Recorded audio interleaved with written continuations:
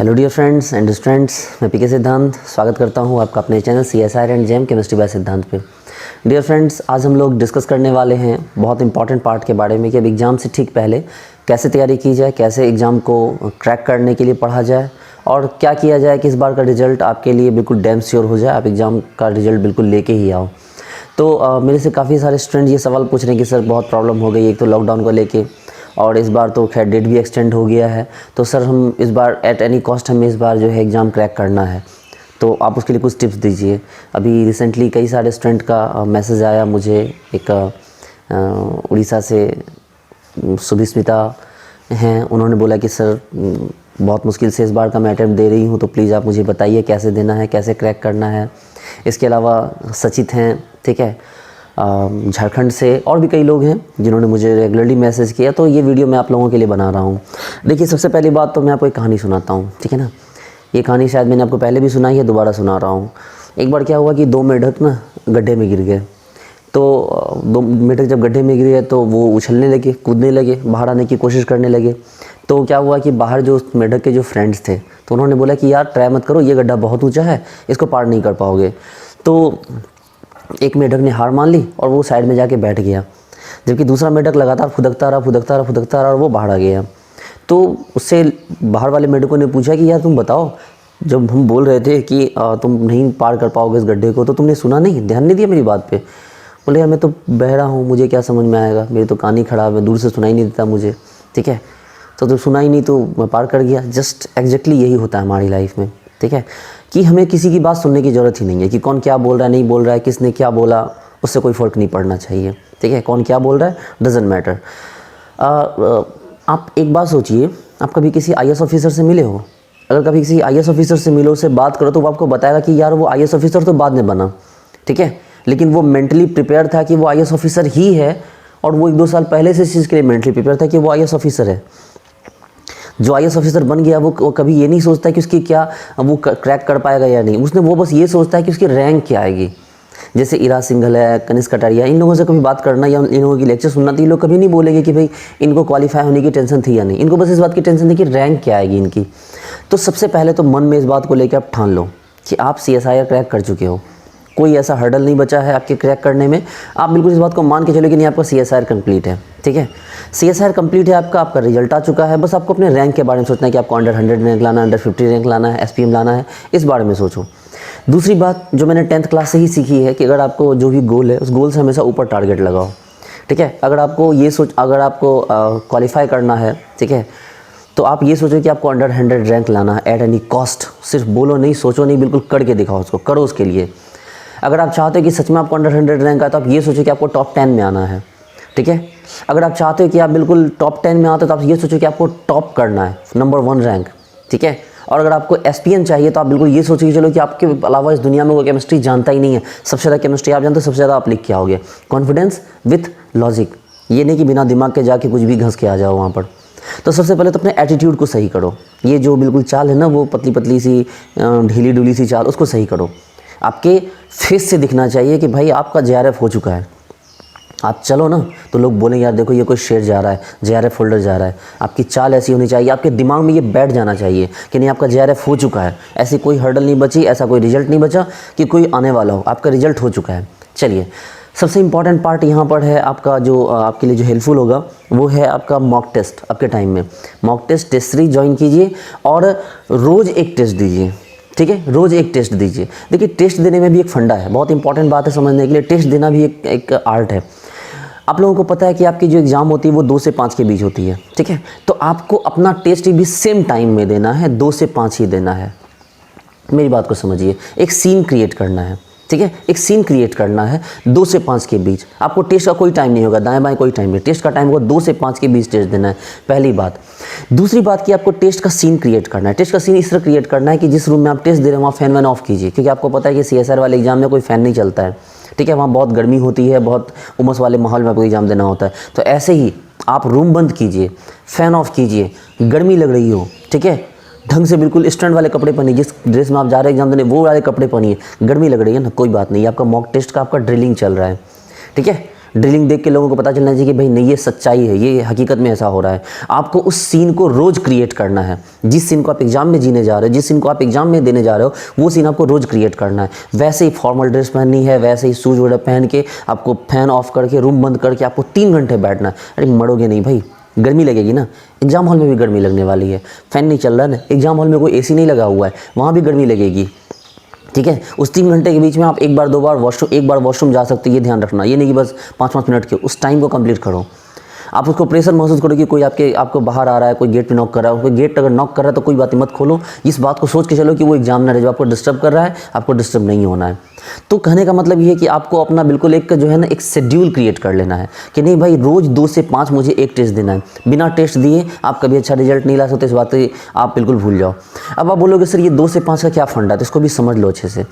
वो एक जो फिल्म आई थी, ठीक है ना, जो जोकर नाम सुना होगा आपने, जो हॉलीवुड की मूवी थी जोकर, उसका सीन किया था हीथ, ऐसे कुछ नाम था उनका, हीथ क्रीथ ऐसे कुछ नाम था। मैं चूँकि बहुत बड़ा फ़ैन हूँ उनका, लेकिन सॉरी फिर भी मैं उनका नाम नहीं जानता। तो लेज़र हीथ ऐसे कुछ नाम था, यही नाम था लेज़र हीथ। आपको पता है कि वो खुद अपना मेकअप किया करते थे, और वो मतलब कि उस मूवी को करने से पहले उन्होंने लगातार उस सीन को क्रिएट किया। वो अपने मुंह पे मतलब मेकअप लगा के वो दिन रात रहते थे, वो उस सीन को जीते थे, उस मूवी को जीते थे।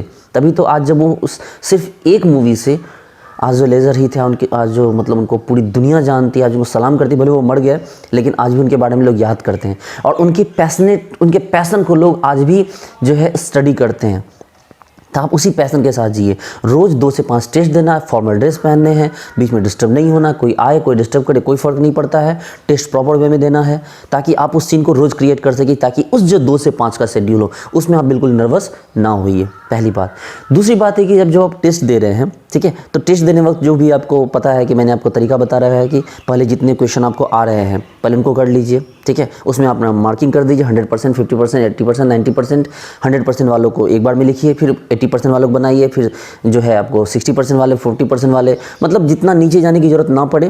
पेपर सी से आपको 25 क्वेश्चन करने, पेपर बी में आपको जो है 30-35 क्वेश्चन कर लो, वो काफ़ी है। और पेपर ए के लिए मैंने आपको तरीका बता रखा है एक तुक्का लगाने का, वो आप देख लो, ठीक है, कि पेपर ए में कैसे क्रैक करना है, वो आपको कर लेना है।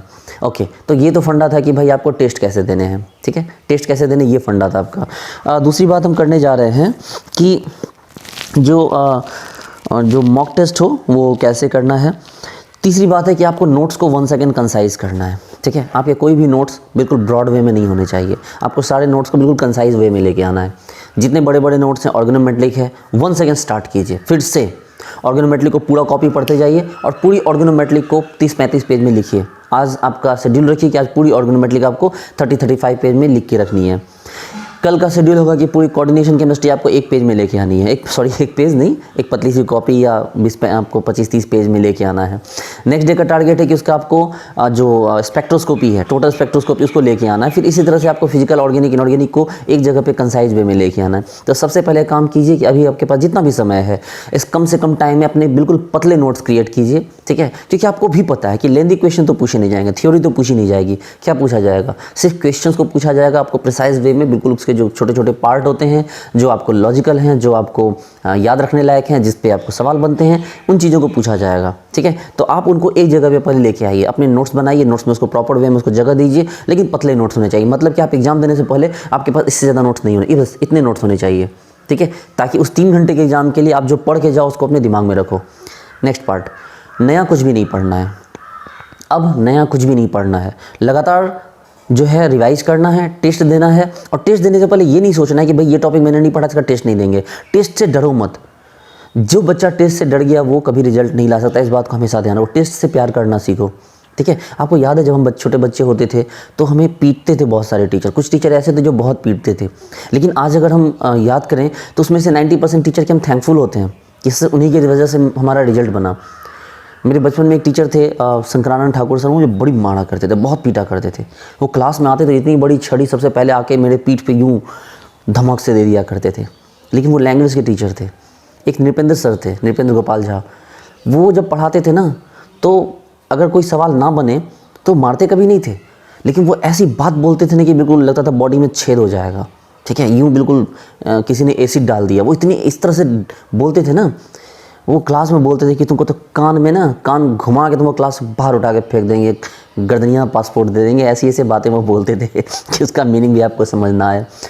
तो वो बहुत जलील किया करते थे। लेकिन आज मैं उनका थैंकफुल हूँ कि आज मैं जहाँ भी हूँ, भले केमिस्ट्री का योगदान उनका नहीं रहा, लेकिन जो लैंग्वेज पे जो ग्रिप है कि मैं यूँ कहीं कहीं भी माइक पे घंटों बोल सकता हूँ, जो कॉन्फिडेंस आया है वो उनकी वजह से बहुत बड़ा मेरा रोल रहा कि आज उनकी वजह से मेरे अंदर कॉन्फिडेंस है। तो कॉन्फिडेंस तो बहुत ज़रूरी, बिना कॉन्फिडेंस के, बिना एटीट्यूड के आप आगे नहीं बढ़ सकते। इस बात की आप डैम से हो रही है। तो आपको क्या करना है यहाँ पर कि अपने सारे नोट्स को प्रिसाइज वे में लेके आना है, टेस्ट को बिल्कुल प्यार करना है। आज मुझे उन टीचर पे बहुत, आज मैं जाता हूँ तो बिल्कुल पैर छू के नहीं, बिल्कुल साष्टांग प्रणाम करता हूँ, जो कि बचपन में मुझे बहुत डर लगता था उनसे। तो जिन टीचर से हम डरते थे आज उनसे हम प्यार करते हैं। तो जिस टेस्ट से आप डरते हैं ना, उस टेस्ट से जाके भिड़िए, उस टेस्ट से जाके लड़ जाइए, उससे डरिए मत। ये नहीं कि भाई ये नहीं बनेगा, कोई बात नहीं, 25 मार्क्स आएंगे ना, 30 मार्क्स आएंगे ना, इंप्रूव करेंगे हम उसको, टाइम है ना। देखिए, अगर आप टेस्ट दे के अपने आप को इंप्रूव नहीं करते तो फिर आपको 6 महीने का वेटेज लग जाएगा, 6 महीने 8 महीने। तो आपको लगता है हर साल के साथ जो होता है वो जो एग्ज़ाम होता है वो टफ होता जाता है। और ये बात भी जानिए, एक गारंटी मैं आपको बता रहा हूँ कि जितने भी सेशन होते हैं वो जुलाई में जाके, मतलब मई जून के आसपास जाके कंप्लीट होते हैं कॉलेज में, तो जुलाई से तैयारी करने वाले बच्चों की संख्या और ज़्यादा बढ़ जाती है।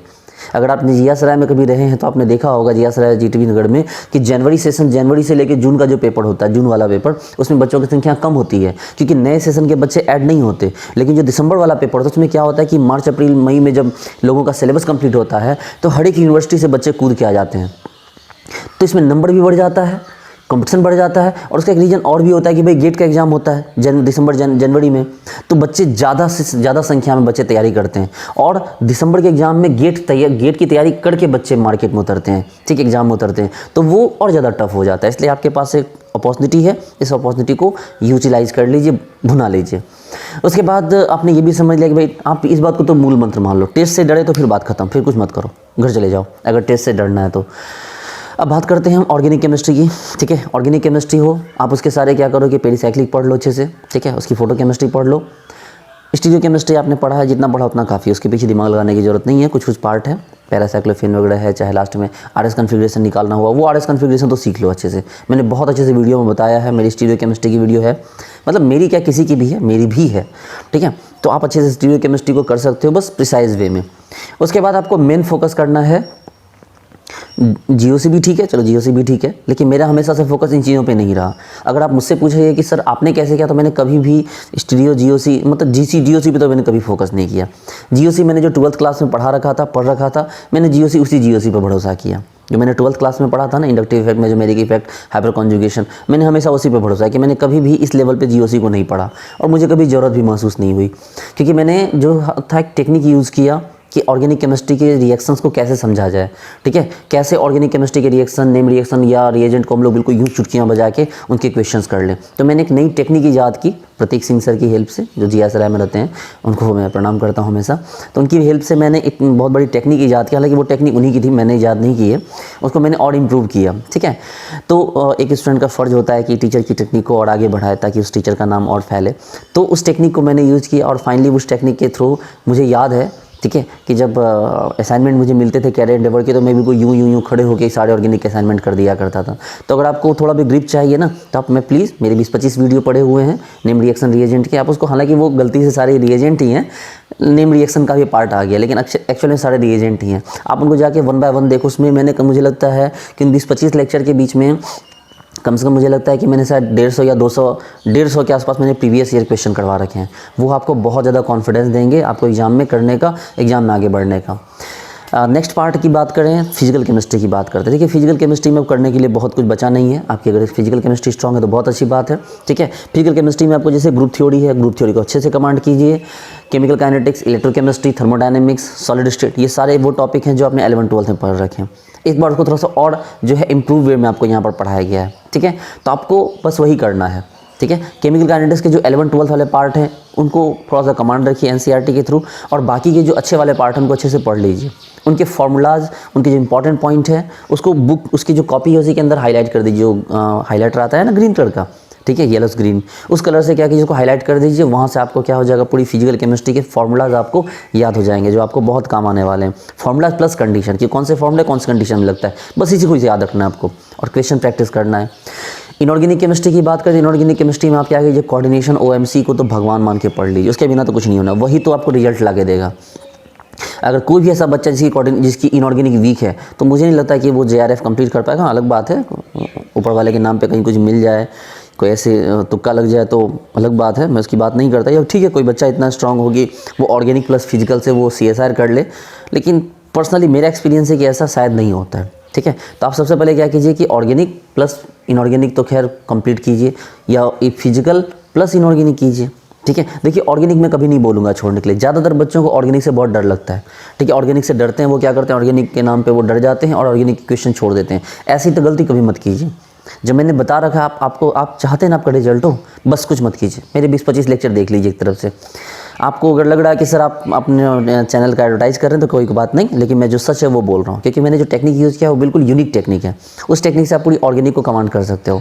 ऑर्गेनिक वहाँ से कर लो, फिजिकल के लिए सारे फॉर्मूलाज देख लो, मैंने फिजिकल के भी कई सारे टॉपिक पढ़ा रखे हैं। इनऑर्गेनिक में OMC प्लस कोऑर्डिनेशन मैंने बहुत कायदे से पढ़ा रखी है, और जो मैंने बायो इनऑर्गेनिक पढ़ाया है मुझे नहीं लगता कि बायो इनऑर्गेनिक इतनी अच्छी कोई पढ़ा सकता है। ठीक है, मैं तो गारंटी से बोल सकता हूँ। आप ये बोल सकते हो सर आपको ईगो होगा, बट ईगो नहीं है। ठीक है, मतलब माता सरस्वती के आशीर्वाद से मैंने अच्छा पढ़ा रखा है, बहुत अच्छा पढ़ा रखा है। मुझे लगता है कि मुझे ऐसा इसलिए लगता है क्योंकि मैंने बायो इनऑर्गेनिक के एक लेक्चर पे 3 दिन 4 दिन वर्क किया है। अगर आपको वो 1 घंटे या आधे घंटे का लेक्चर दिख रहा है तो आधे घंटे का लेक्चर नहीं असल में, वो आधे घंटे का लेक्चर असल में 3 से 4 दिन की मेहनत का परिणाम है। मतलब मैंने पूरे मंथ पहले मैंने बायो इनऑर्गेनिक को पढ़ा है। मेरी बायो इनऑर्गेनिक पहले से भी बहुत अच्छी थी, लेकिन पहले मैंने 1 मंथ के आसपास पूरी बायो इनऑर्गेनिक को पढ़े और उसको तब जाके 6 लेक्चर में उतारा है। ठीक है, कि कौन सी बात को कहाँ बोला जाए, कैसे बोला जाए, वो समझाते हुए कि आपको, मुझे लगता है कि अगर बायो इनऑर्गेनिक मेरी वीडियो आप देख लो तो फिर आपको लाइफ में कभी बायो इनऑर्गेनिक में प्रॉब्लम होगी।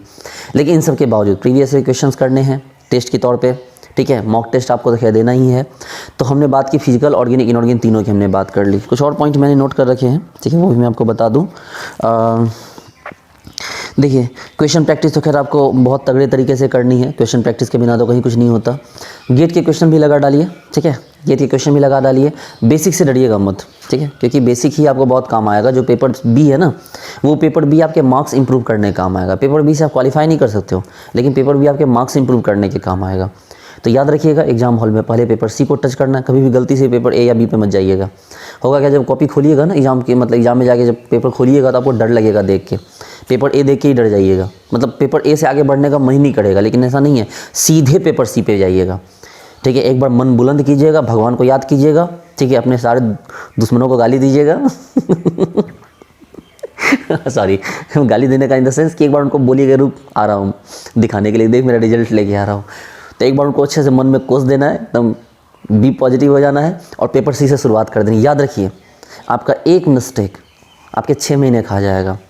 आप अगर गलती से भी पेपर ए में ज़्यादा टाइम दे दिए, पेपर सी पे नहीं गए डर से, पेपर सी पे क्यों डर लगेगा, क्योंकि उसकी जो क्वेश्चन देखोगे ना, जब उसकी यूँ लेंदी बड़े बड़े क्वेश्चन दिखोगे तो वो डर लगने लगेगा। तो डरना नहीं है, जो डर गया सो मर गया। रिजल्ट की तो बात बहुत दूर की बात है। तो पेपर सी पे पहला हिट करना। पेपर खोलिए, 10 मिनट का टाइम दीजिए अपने पेपर को, पूरा देखिए, एक बार देखकर अपने टिक लगा लीजिए या पेपर पे लिख लीजिए फलाना क्वेश्चन आपको इजी लग रहा है, और सीधे पेपर सी से स्टार्ट कीजिए। पेपर सी से स्टार्ट कीजिए। पेपर सी में फर्स्ट अटेम्प्ट में कम से कम 15 से 20 क्वेश्चन बना के निकलिए। जो क्वेश्चन नहीं बन रहा है उसको 80-90%, 100% या 70% लगा के छोड़ के आइए। फिर पेपर बी पे आइए। पेपर बी में क्वेश्चन कीजिए, 20 क्वेश्चन तो फर्स्ट अटेम्प्ट में आपके हो ही जाने चाहिए। ठीक है, फिर वापस सी पे चलिए, फिर सी के बचे हुए क्वेश्चन कीजिए, फिर वापस बी पे चलिए। इस पैटर्न को यूज कीजिए। इससे क्या होगा, आपका दिमाग फ्लक्चुएट करता रहेगा और आपका दिमाग उलझेगा नहीं। पेपर सी में उलझ गया, पेपर बी पे आ जाइए। पेपर बी में उलझ रहा है, तब तक सी का पार्ट उलझ चुका है, सी पे चले जाइए। ठीक है, देखिए हम लोगों की मम्मी कैसे खाना बनाती है। वो एक ही गैस पे 2 चीज़ें रखती है। ठीक है, जैसे वो थोड़ी देर सब्जी बना रही है, सब्जी बनाते बनाते उसकी दाल बन गई, तो वो सब्जी के गैस थोड़ा कम कर दिया, फिर उसका सारा फोकस दाल पे चला गया। ठीक है, वो दाल में वो छौंक लगा रही है, सारा उसको काम करके तब तक दिखी कि सब्जी भाई जो मतलब है पकने लगा, तो वो दाल को बंद करके फिर सब्जी पे फोकस कर देती है। तो एक साथ 2-3 काम होते हैं और यही बेस्ट वे होता है। एक बार में एक काम पे ध्यान दोगे तो वो दूसरा जल जाएगा। इस बात को हमेशा याद रखिए। तो डियर स्टूडेंट्स, मुझे लगता है कि एग्ज़ाम से पहले आपको इन बातों को ध्यान देना चाहिए। पूरी बात को समझिए। ठीक है, ये सारी बात आपको बहुत काम आने वाली है। उम्मीद करता हूँ कि आपको बहुत अच्छे से मेरी बात समझ में आई होगी। तो मिलते हैं नेक्स्ट वीडियो में फिर। ठीक है, thank you so much and bye.